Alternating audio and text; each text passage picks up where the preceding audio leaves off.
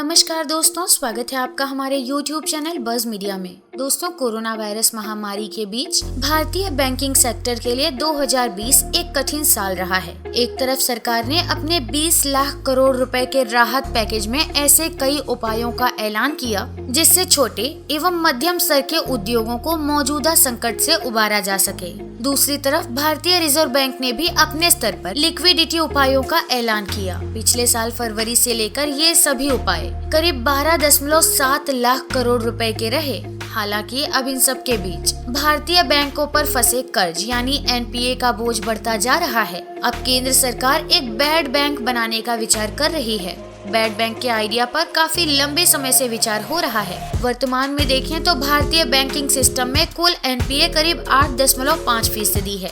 RBI का अनुमान है कि मार्च तक यह बढ़कर करीब 12.5% हो जाएगा। इस बात की संभावना है कि बुरी स्थिति में यह आंकड़ा 14.7% तक भी पहुंच सकता है। एक बैड बैंक सिस्टम में मौजूदा फंसे संपत्तियों को वापस लाने के लिए एग्रीगेटर का काम करता है। बैड बैंक के होने की वजह से बैंक अपने बिजनेस पर सामान्य रूप से फोकस कर पाते हैं। क्योंकि बैंकिंग सिस्टम में सरकार का ही वर्चस्व है, ऐसे में उम्मीद है कि सरकार ही बैड बैंक के आइडिया को लेकर सामने आए। चूँकि यह एक ऐसा समय है जब बैंकिंग सिस्टम में एनपीए बढ़ता रहा है, ऐसे में उम्मीद की जा रही है कि वित्त मंत्री निर्मला सीतारमण इसके लिए रोड मैप का ऐलान करें। बैड बैंक को लेकर सरकार के ही एक हिस्से का कहना है कि बिना आरबीआई की अनुमति के यह मुमकिन नहीं हो सकेगा। उनका कहना है कि फंड्स मुहैया कराने के लिए कैपिटल इन्फ्यूजन पर अधिक निर्भर रहना और बाद में एनपीए बढ़ना पब्लिक सेक्टर बैंकों के आगे चलने में बाधा बनता रहेगा।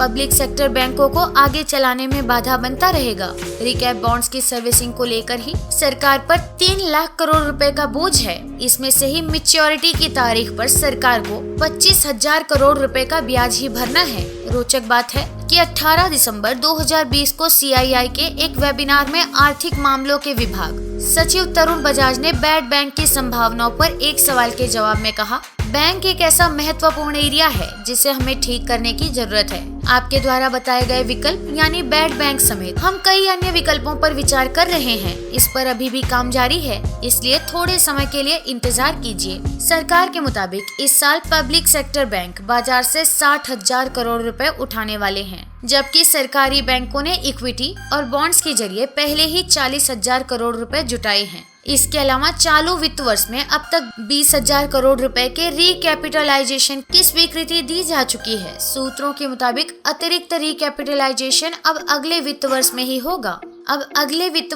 होगा। हालांकि यह रकम भी बहुत ज्यादा होने की उम्मीद नहीं की जा रही है। बैंकिंग सिस्टम देश के अर्थव्यवस्था की रीढ़ है। तो दोस्तों, बैड बैंक के बारे में आपकी क्या राय है? कमेंट सेक्शन में हमें जरूर बताएं। इस वीडियो को लाइक करें, शेयर करें और इसी तरह की खबरों को पाने के लिए हमारे चैनल को सब्सक्राइब करें और बेल आइकन को भी जरूर दबा दें।